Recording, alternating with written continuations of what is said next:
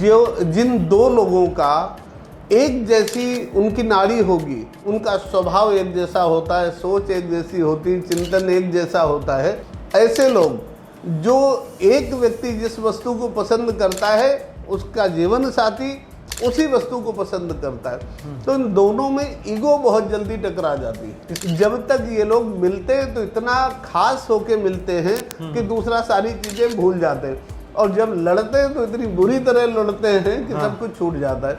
यहाँ तक कि किसी ऑफिस में अगर सीनियर और जूनियर पदों पर लोग हैं, नाड़ी दोष है, तो जूनियर वाला अपने को जूनियर मानने को तैयार नहीं होता है, और सीनियर वाले के अंदर इतना बड़प्पन नहीं होता कि उसकी छोटी छोटी गलती भुला दे। सैकड़ों परिवार हैं जो नाड़ी दोष के कारण विघटित हो रहे हैं, और लोग इस चीज़ को समझने को तैयार नहीं है।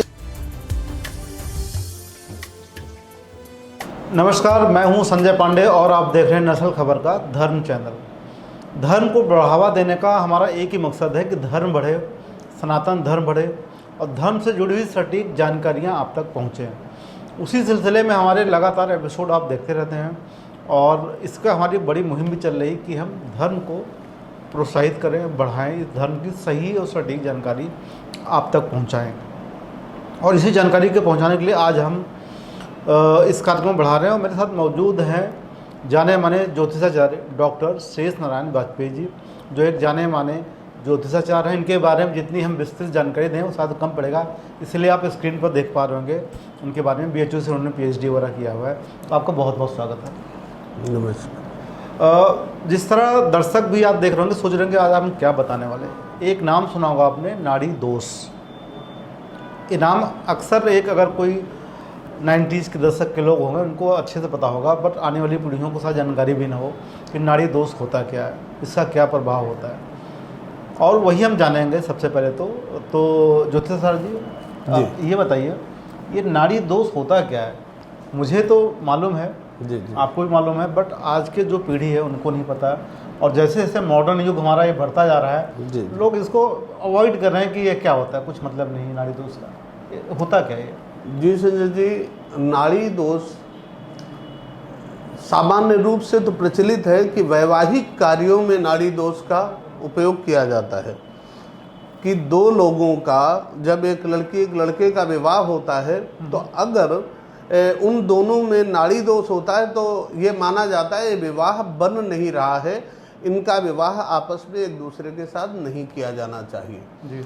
लेकिन सामान्य रूप से ये है कि केवल विवाह में ही नहीं, संसार में कोई भी दो व्यक्ति जो एक साथ रहना चाहते हो, या आपस में मित्र हो, पार्टनर हो, किसी व्यवसाय में सहयोगी हो, ऐसे किसी भी दो व्यक्तियों के बीच अगर आपस में नाड़ी दोष है तो उनके आपसी संबंध बहुत मधुर नहीं रह पाते हैं। इसलिए विशेषकर अब चूंकि साझेदारी का व्यवसाय या मित्रता आदि में लोग नहीं देख पाते हैं, लेकिन वैवाहिक जीवन जीने के लिए लोग ज़्यादा सुरक्षित आज महसूस कर रहे हैं, तनाव है, इसलिए विवाह में इसकी बहुत बड़ी भूमिका मानी जाती है। आजकल बहुत सारे लोग नाड़ी दोष को लेकर उनका विवाह नहीं बनता है तो जगह जगह धक्के खाते हैं, जिसको लेकर के कई लोग अल्पज्ञ जो ज्योतिषी हैं वो उनको वहम डालते हैं, उसकी शांति कराते, बड़ा सारा कुछ करते, लेकिन नाड़ी दोष एक बड़ी बाधा है किसी के विवाह के मिलान में। अगर नाड़ी दोष होता है तो वो विवाह नहीं किया जाना चाहिए। शास्त्र में ऐसा लिखा है कि मध्य नाड़ीस्तु नक्षत्रे दंपत्योर मरणम ध्रुवम। मध्य नाड़ी या किसी भी एक नाड़ी में अगर दोनों के जन्म के नक्षत्र आ जाते हैं तो वो दंपति सुरक्षित नहीं रहते। जैसा शास्त्रीय वाक्य बोला, दंपत्योर मरणम ध्रुवम, तो उनके जीवन के लिए संकट होता है। संबंध तो आपस में सामान्य नहीं ही रहते हैं, जीवन जीने में भी कोई बड़ा रोग हो जाता है, कोई अन्य ऐसी समस्या पैदा होती है जिससे वो दोनों एक दूसरे के साथ सकुशल नहीं रह पाते। और विशेषकर नाड़ी 3 होती हैं, आदि नाड़ी, मध्य नाड़ी और अंत नाड़ी। जो हमारे 27 नक्षत्र हैं उनमें 9 नक्षत्र आदि नाड़ी के हैं, 9 नक्षत्र मध्य नाड़ी के हैं और 9 नक्षत्र अंत नाड़ी के हैं। तो अगर लड़के का जन्म आदि नाड़ी में है और लड़की का जन्म मध्य या अंत नाड़ी में है तो विवाह ठीक बन रहा है। ऐसा ही चाहे लड़के का हो या लड़की का, दोनों का विवाह तब बनता है जब दोनों की एक नाड़ी न हो, एक की आदि हो तो दूसरे की मध्य हो या अंत हो तो चलेगा, मिलान ना हो, एक जैसा ना हो। नहीं हो। अच्छा, इसका जिस तरह वैवाहिक जीवन पर आपने बताया कि असर होता है, जी जी और अगर लोग विवाह कर भी लें, जी बाय द वे कि नाड़ी दोष है, ठीक। लेकिन जो आजकल लेकिन जो आजकल युवा पीढ़ी है जी वो इसको सोचते हैं क्या है, साइंस के दौर पर हम क्यों माने इसको, छोड़ो, जिंदगी जीना है, एक दिन तो मरना ही है, क्या मकसद फालतू का, साथ में रहते हैं, चलो करते हैं। लेकिन शादी कर लिया, लेकिन शादी के 2 साल आपने बता दिया कि इस तरह की दिक्कतें स्टार्ट हो जाती हैं। जी चलो वो भी मान लेते हैं कि दिक्कतें हैं, लेकिन संतान सुख की जब बात आती है जी कि संतान सुख में बाधा होना या संतान हो भी गई, जी उसमें उस पर क्या इम्पैक्ट पड़ता है नाड़ी दोष वाले परिवार पर?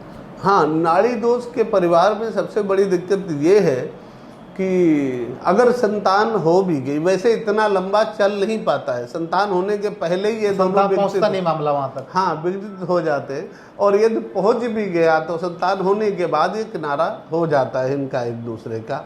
अच्छा, इसमें संजय जी सबसे जरूरी बात यह है जो मैं कहने जा रहा हूँ कि जितने लव मैरिज के विवाह होते हैं वो नाड़ी दोष के कारण ही होते हैं और नाड़ी दोष के कारण ही टूटते हैं।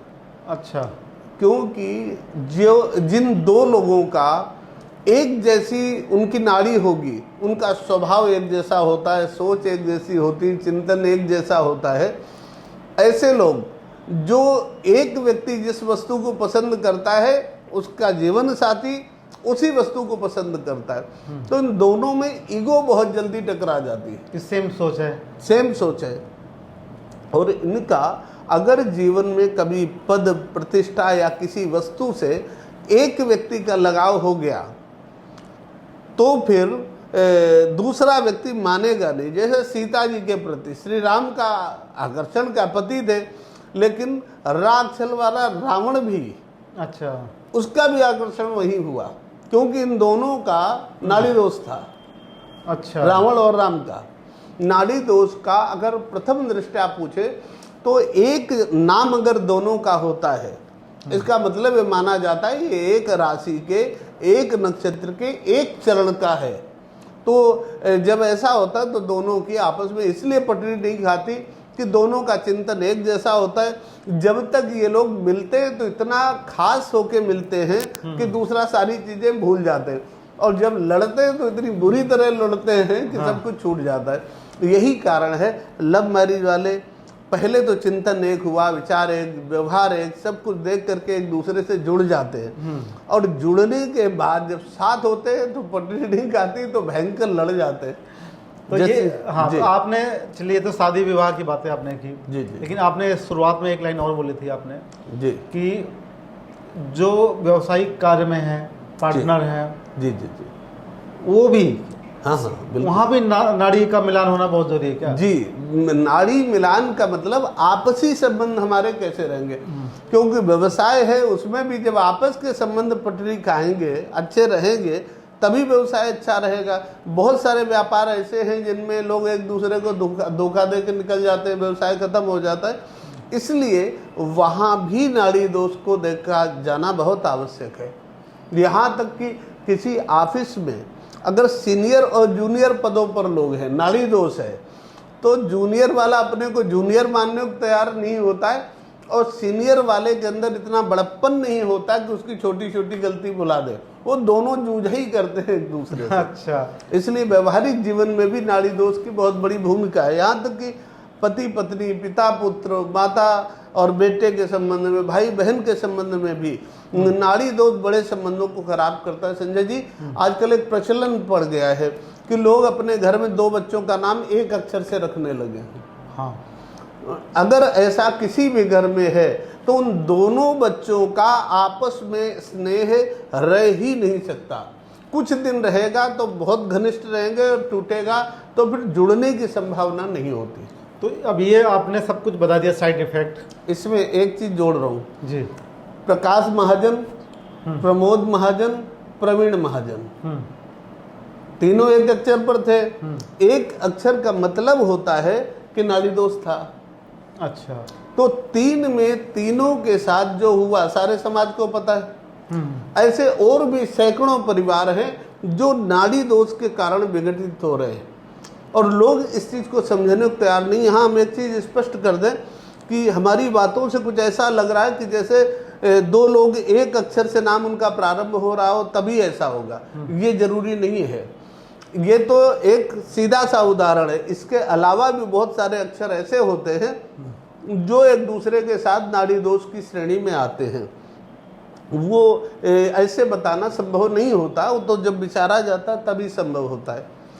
ठीक है, तो इसका आपने सब कुछ बता दिया कि दोष है, एक जैसे नाम वाले हैं तभी है, जैसे नहीं है तभी कोई कारण नहीं भी हो सकते हैं। जी जी जी। माँ बाप में या बाप बेटे में या माँ बेटे में, भाई बहन में, जी जी, बाप बेटी में, जी, ये एक ऐसे रिश्ते हैं जिनको आप कभी अलग नहीं कर सकते, बिल्कुल हट नहीं सकते। एम्प्लॉय तो आप चेंज कर लीजिए, पार्टनर चेंज कर लीजिए, ऑफिस का चेंज कर लीजिए, बिल्कुल, पर रिश्ते आप कहाँ बदलेंगे। बिल्कुल। पति पत्नी चले शादी मत कीजिए, वही मानते हैं, बिल्कुल। बट जहाँ आपका बच्चा हो गया, माँ बाप उनको अलग कैसे होंगे। उस दोष को अब सही कैसे किया जाए कि जीवन तो बिताना ही है साथ में, कष्ट को दूर करना ही करना है, जहाँ समस्या वहाँ समाधान भी साथ में होना ही चाहिए। तो इसका सॉल्यूशन क्या है आपकी नज़र में जी? अब कोई प्रमाण साथ बताइए कि इस तरह कोई मामला आपके सामने आया हो जिसको आपने कभी सही किया हो। ऐसे मामले बहुत होते हैं, लेकिन मैं इसमें 2 चीज़, पहले तो हम परिवार की बात कर रहे हैं। प्राचीन काल में आपने देखा होगा कि परिवारों में नाम नहीं लिए जाते थे। पति पत्नी का नाम नहीं लेता था, पत्नी पति का नाम नहीं लेती थी, घर में बच्चों का नाम नहीं लिया जाता, माँ का नाम लिया नहीं जाता था, और बच्चे का नाम बड़े लाला, छोटे लाला, मझले लाला ऐसे कुछ करके बुला लिया जाता था। ठीक है, तो उसमें नाम ना बुलाया जाता था, ना नाड़ी दोष होता था। अच्छा, आज तो पति पत्नी का भी नाम लिया जाता है, आपस में पति पत्नी नाम लेते हैं। जी। तो जब पति और घरों में छोटा भाई है तो बड़े भाई को भैया या दद्दा कुछ ऐसे बोलता था, तो नाम लेने की परंपरा ही नहीं थी, इसलिए वो संबंध चला करते थे। आज भी सबसे सस्ता रास्ता है कि उन्हें उन नामों से बुलाना बंद किया जाए जिनसे नाड़ी दोष बनता है।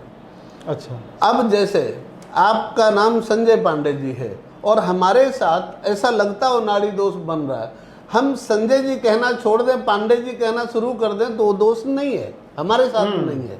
हम आपको गुरु जी बोलना शुरू कर दें, कुछ ऐसे नाम लेना बंद कर दें। हाँ, संबोधन हम बदल सकते हैं, संबोधन बदलने से नाड़ी दोष बदल जाता है। इसमें 2-3 भ्रांतियां हैं जो हमारे अल्पज्ञ ज्योतिषियों ने डाली।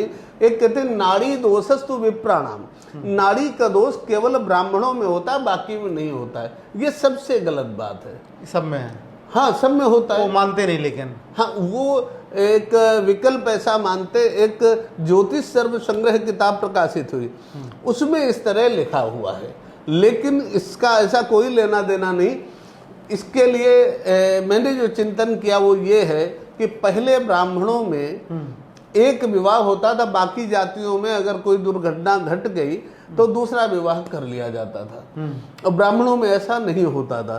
तो इन लोगों ने कहा नाड़ी दोषस्तु विप्राणाम, नाड़ी दोष केवल ब्राह्मणों में है। लेकिन हमें ऐसा लगता है सोच पवित्र रखनी चाहिए, किसी दूसरी जाति का भी अगर हो तो उसके यहाँ हम ये क्यों सोच के चलें अगर एक के साथ कोई दुर्घटना घट जाएगी तो दूसरा विवाह हो जाएगा।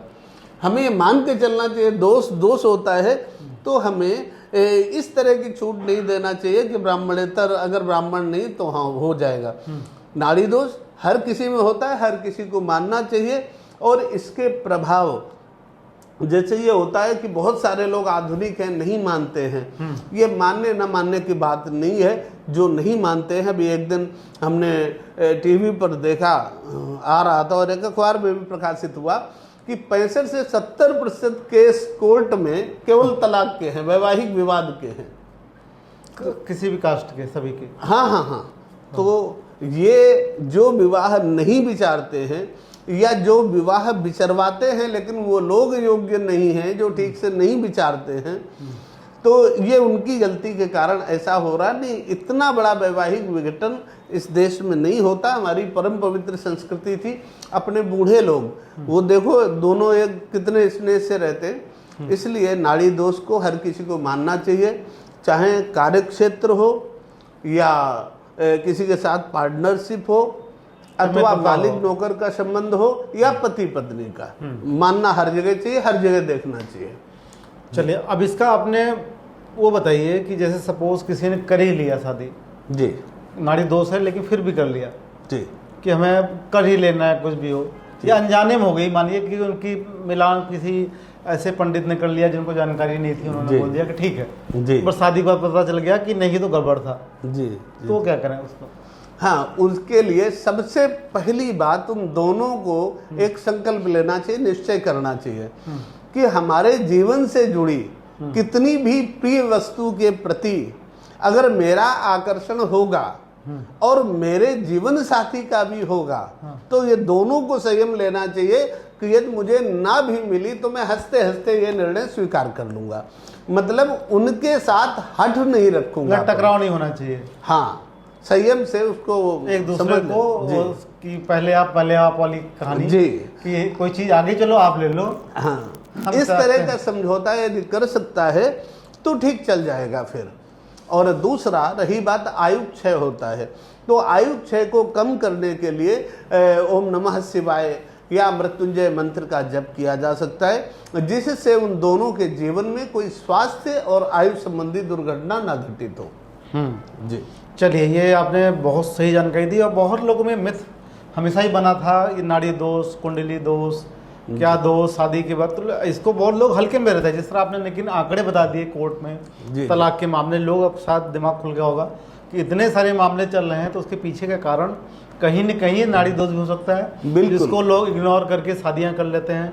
प्यार मोहब्बत कुछ पल का, कुछ मिनट का जो अट्रैक्शन होता है उसको ध्यान में आगे रखते हैं, नाड़ी दोष को पीछे कर देते हैं और कर लेते हैं, बाद में उसका पछतावा होता है। संजय जी, कल की एक घटना, कल कोई आया था, उनका यही था, मैंने लड़की को बहुत समझाया कि यार ये बेटा ऐसा नहीं ठीक होगा, लेकिन जब विवाह होते समय समझाओ तो कहता है अरे मैं सब बर्दाश्त कर जाऊंगी, मैं सब सह जाऊंगी, लेकिन बाद में ऐसा होता नहीं, कठिन होता है।